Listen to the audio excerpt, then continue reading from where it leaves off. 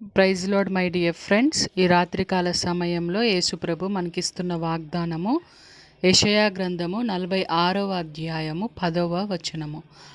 నా ఆలోచన నిలుచుననియు నా చిత్తమంతయు నెరవేర్చుకొనేదనియు చెప్పుకొనుచు ఆది నుండి నేనే కలగబో వాటిని తెలియజేయుచున్నాను. ఆమేన్.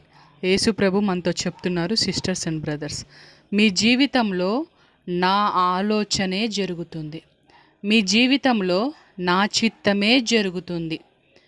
కాబట్టి నా ఆలోచన, నా చిత్తము మీ జీవితంలో క్షేమమును కలగచేస్తుంది.